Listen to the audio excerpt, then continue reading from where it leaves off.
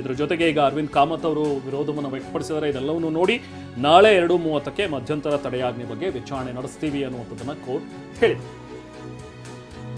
ತಡೆಯನ್ನ ಕೊಡಬೇಕು ಅಂತ ಹೇಳಿ ಅರ್ಜಿದಾರರು ಮನವಿಯನ್ನ ಮಾಡಿಕೊಂಡಿದ್ರು, ಅರ್ಜಿಯನ್ನ ಸಲ್ಲಿಸಿದ್ರು. ಅದಕ್ಕೆ ಸಂಬಂಧಪಟ್ಟಂತೆ ಇವತ್ತು ಸ್ವಲ್ಪ ಹೊತ್ತು ವಾದ ಪ್ರತಿವಾದ ಆಗಿದೆ. ಇನ್ನು ನಾಳೆ ಮಧ್ಯಾಹ್ನ 2:30ಕ್ಕೆ ಸಮಯ ನಿಗದಿಯಾಗಿದೆ. ಮಧ್ಯಂತರ ತಡೆ ವಿಚಾರಕ್ಕೆ ಸಂಬಂಧಪಟ್ಟಂತೆ ವಿಚಾರಣೆ ನಡೆದು ನಾಳೆ ಕೋರ್ಟ್ ಏನ್ ತೀರ್ಪನ್ನ ಕೊಡುತ್ತೆ ಅನ್ನೋ ಕುತೂಹಲವೂ ಕೂಡ ಇದೆ.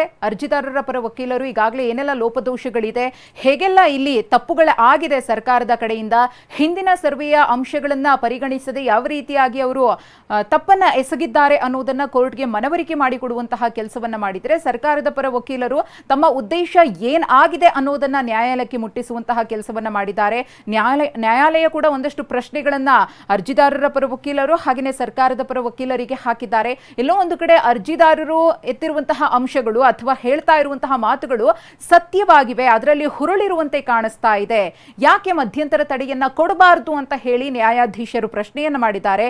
ಇದಕ್ಕೆ ಅಭಿಷೇಕ್ ಮನು ಸಿಂಘ್ವಿ ಅವರು ಈ ಹಿಂದೆ ಆದಂತಹ ಒಂದಷ್ಟು ಪ್ರಕರಣಗಳ ವಿಚಾರಣೆಯ ತೀರ್ಪನ್ನ ಕೂಡ ಉಲ್ಲೇಖ ಮಾಡಿ ಈ ಹಿಂದೆ ಈ ರೀತಿ ಆಗಿಲ್ಲ ಅಂತ ಹೇಳಿ ತಮ್ಮ ಸಮಜಾಯಿಷಿಯನ್ನ ನೀಡಿದ್ದಾರೆ. ನಾಳೆ ಮಧ್ಯಾಹ್ನ ಜಾತಿಗಣತಿಯ ಭವಿಷ್ಯ ನಿರ್ಧಾರ ಆಗಲಿದೆ. 2:30ಕ್ಕೆ ಸಮಯವನ್ನ ನಿಗದಿ ಮಾಡಲಾಗಿದೆ. ನಾಳೆ ಮಧ್ಯಾಹ್ನ 2:30ಕ್ಕೆ ಮತ್ತೆ ಅರ್ಜಿ ವಿಚಾರಣೆಯನ್ನ ಕೋರ್ಟ್ ಕೈಗೆತ್ತಿಕೊಳ್ಳುತ್ತೆ. ಆಗ ಯಾರ ಒಂದು ಪಾಯಿಂಟ್ಸ್ ಅಲ್ಲಿ ಅರ್ಜಿದಾರರ ಪರ ವಕೀಲರು ಈ ಜಾತಿಗಣತಿಗೆ ಸಂಬಂಧಪಟ್ಟಂತೆ ಕೊಟ್ಟಿರುವಂತಹ ಅಂಶಗಳಿರಬಹುದು ಅಥವಾ ದಾಖಲೆಗಳಿರಬಹುದು, ಅದು ಕೋರ್ಟ್ಗೆ ಮನವರಿಕೆಯಾಗಿ ಅದನ್ನೇನಾದ್ರೂ ಪುರಸ್ಕರಿಸಿದ್ದೇ ಆದ್ರೆ ಈ ಒಂದು ಜಾತಿಗಣತಿ ಸರ್ವೆಗೆ ಕೋರ್ಟ್ ಮಧ್ಯಂತರ ತಡೆಯನ್ನ ಕೊಡಬಹುದು ಅಥವಾ ಸರ್ಕಾರದ ಪರ ವಕೀಲರು ಯಾವ ಕಾರಣಕ್ಕೋಸ್ಕರ ನಾವು ಮಾಡ್ತಾ ಇದ್ದೀವಿ ಅನ್ನೋದನ್ನ ಸ್ಪಷ್ಟವಾಗಿ ಕೋರ್ಟ್ಗೆ ಮನವರಿಕೆ ಮಾಡಿಕೊಡುವಲ್ಲಿ ಸಫಲರಾದ್ರೆ ಈ ಒಂದು ಸರ್ವೆಗೆ ಅಸ್ತು ಅಂತಾನು ಕೋರ್ಟ್ ಹೇಳಬಹುದು. ಹಾಗಾಗಿ ನಾಳೆ ಈ ಜಾತಿಗಣತಿಯ ಭವಿಷ್ಯ ನಿರ್ಧಾರ ಆಗುತ್ತೆ. ನಾಳೆ ಮಧ್ಯಾಹ್ನ 2:30ರವರೆಗೂ ಕೂಡ ಕಾದು ನೋಡಬೇಕಿದೆ. ಜಾತಿಗಣತಿ ಭವಿಷ್ಯವನ್ನ ಹೈಕೋರ್ಟ್ ನಾಳೆ ನಿರ್ಧಾರ ಮಾಡಲಿದೆ.